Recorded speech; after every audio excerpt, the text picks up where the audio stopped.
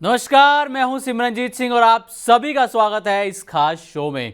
तो बात करेंगे आज के बाजार की और उन ट्रिगर्स पर भी बात करेंगे जो कल बाजार पर असर डाल सकते हैं। तो पहले आज बाजार की बात करें। आज निफ्टी की जो ओपनिंग है वो हुई, शुरुआत से कर रहा हूं यार, अटक गया था वैसे ही मैं।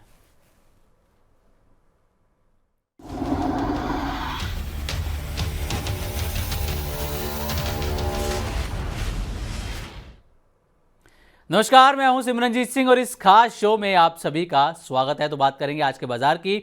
आज 3 नवंबर का पहला कारोबारी दिन और इस हफ्ते का भी पहला कारोबारी दिन।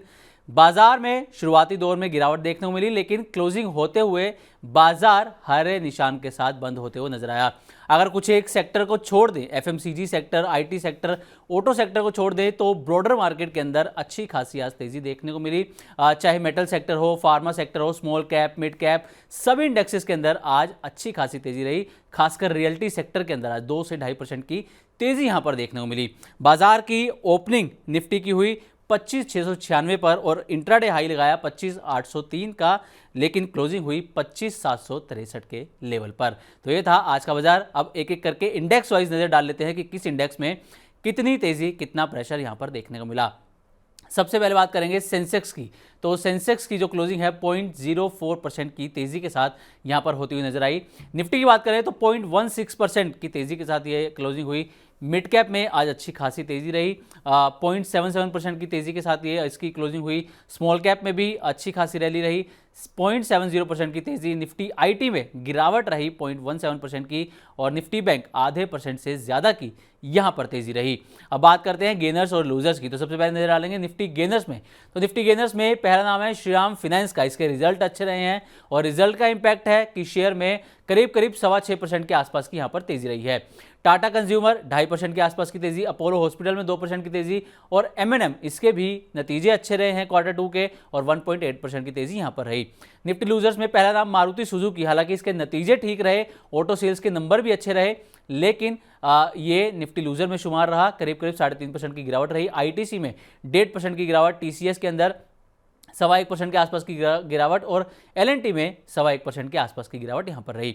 मिड कैप गेनर्स में पहला नाम आता है वोडाफोन आइडिया का। दरअसल एक खबर आई कि अमेरिकी फर्म कंपनी के अंदर 4 से 6 अरब डॉलर का एक निवेश कर सकती है और कंपनी में मालिकाना हक ले सकती है, जिस खबर के चलते आज शेयर में शानदार तेजी रही और इसमें 0.25% के आसपास की तेजी यहां पर देखने को मिली।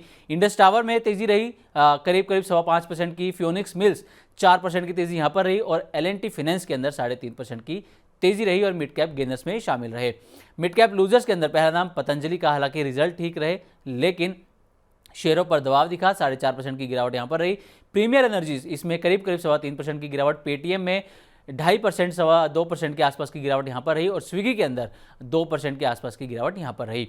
स्मॉल कैप गेनर्स में पहला नाम आता है वो कहाट का। इसमें 8.5% की तेजी। चोलामंडलम फाइनेंस में 5% से ज़्यादा की तेजी। न्यूलैंड लेबोरेटरीज, इसमें 4.25% के आसपास की तेजी और नवीन फ्लोरिन, इसके रिजल्ट जो आए थे उसका असर, इसमें भी तेजी रही। स्मॉल कैप लूजर्स में जेंसा टेक, इसमें करीब 5.25% की गिरावट रही। रिलायंस पावर, दरअसल ईडी का शिकंजा कसता हुआ अनिल अंबानी पर नजर आया है और 3,000 करोड़ रुपए के आसपास की जो एसेट्स हैं वो फ्रीज कर दिए गए हैं, जिसका इंपैक्ट यहां पर दिखा, 5.25% की गिरावट रही। एप्टस वैल्यू हाउसिंग, इसमें 4.5% की गिरावट और रेमको सीमेंट्स 2% के आसपास की गिरावट यहां पर रही। एफएनओ गेनर्स में वोडाफोन आइडिया, जैसा कि बताया, खबर का इंपैक्ट रहा, 0.10% की तेजी रही। श्रीराम फाइनेंस, रिजल्ट अच्छे रहे, 6.25% की तेजी। एचएफसीएल 6% से ज़्यादा की तेजी और गोदरेज कंज्यूमर 5.5% के आसपास की तेजी यहां पर रही। एफएनओ लूजर्स में पतंजलि, नतीजे अच्छे थे, लेकिन मुनाफा वसूली यहां पर देखने को मिली, 4.5% की गिरावट रही। मारुति सुजुकी, नतीजे अच्छे थे, ऑटो सेल्स के नंबर अच्छे थे, लेकिन यहां पर भी गिरावट रही 3.5% के आसपास। अदानी ग्रीन में 0.3% के आसपास की गिरावट और पेटीएम 2.25% की गिरावट यहां पर भी देखने को मिली।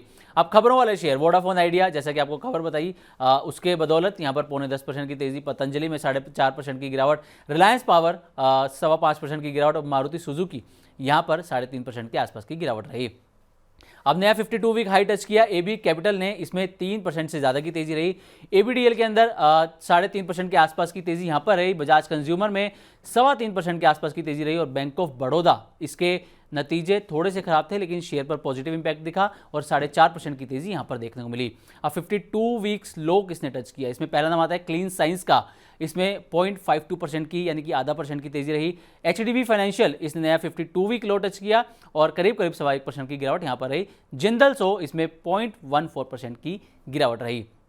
अब कल की स्ट्रेटजी क्या होनी चाहिए बाजार में, तो मार्केट एक्सपर्ट आशीष बहेती निफ्टी को खरीदने की सलाह देते हैं, बाय कॉल दी है, जिसमें स्टॉप लॉस 25,700 दिया गया है और टारगेट 25,950 का यहां पर बताया गया है। वहीं बैंक निफ्टी की अगर बात करें तो आशीष बहेती की सलाह है कि इसको खरीद सकते हैं, बाय कॉल दी गई है।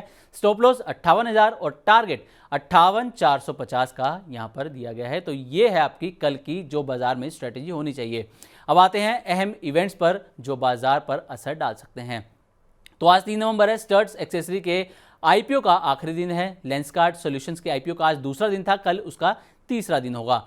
4 नवंबर को यूएस के इंपोर्ट एक्सपोर्ट के नंबर्स आने हैं, वो बाजार पर इंपैक्ट डाल सकते हैं। और 5 नवंबर को गुरु नानक जयंती के मौके पर बाजार बंद रहेंगे। ये कुछ अहम इवेंट्स हैं अगले 1 से 2 दिन के। तो ये था आज के बाजार का हाल। शुरुआती कारोबार में गिरावट देखने को मिली, मुनाफा वसूली रही, लेकिन क्लोजिंग होते हुए बाजार पहुंच गया हरे निशान के ऊपर।